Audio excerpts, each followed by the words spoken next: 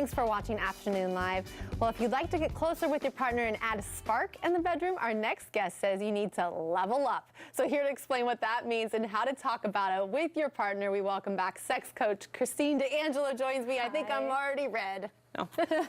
Blushing already, but this is a good topic because it's so important to always keep things alive, keep that spark alive. Yes, it's so important. So the idea of leveling up is to look at your current relationship or even just personal interests and say, okay, where do I want it to go? Like, where is it now and where do I want it to go? Because the beautiful thing about sexuality is there's always room for improvement. There's always something to learn, right?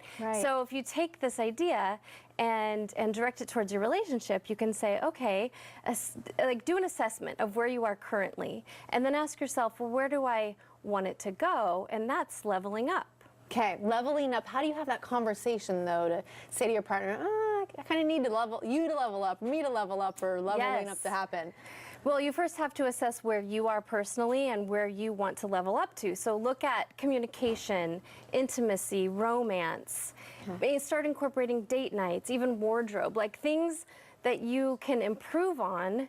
And that way you've already explored that within yourself, and you might even have come up with some examples to tell your partner, to be like, hey, I was thinking about date nights. We should incorporate a date night once in a while. I was thinking about this Friday, and then you can go into it like kind of naturally of like, hey, I had this thought the other day.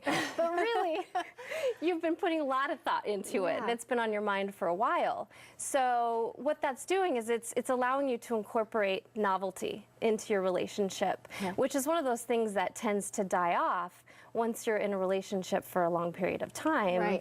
And that novelty brings back that excited feeling and allows for oxytocin to be released into your brain, which then makes you feel bonded to your partner. And I think a lot of it is letting go of not being afraid to shock the other person, because it might come out very randomly that suddenly, after so long, you want to do something different. Yeah, and you can also approach it in the way of just self-improvement.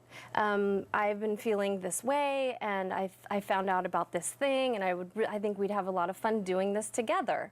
So it's a way to build intimacy and connection. When you do that, what should you not do? What should you not mention, or what can sound offensive?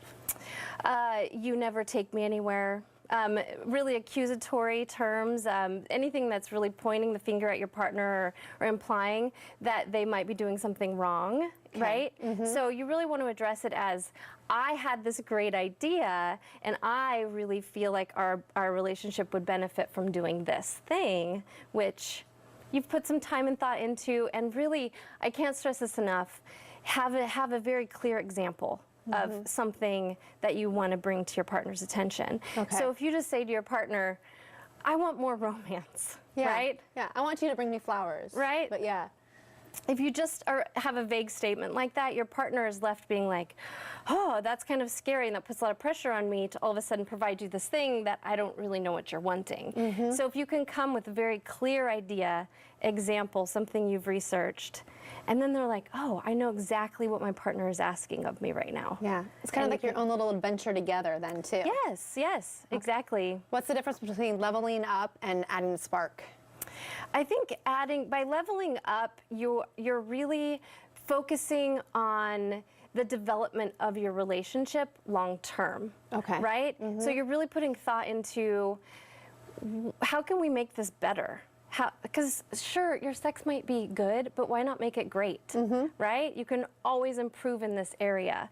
So by doing this, you are adding spark. So one leads into the other.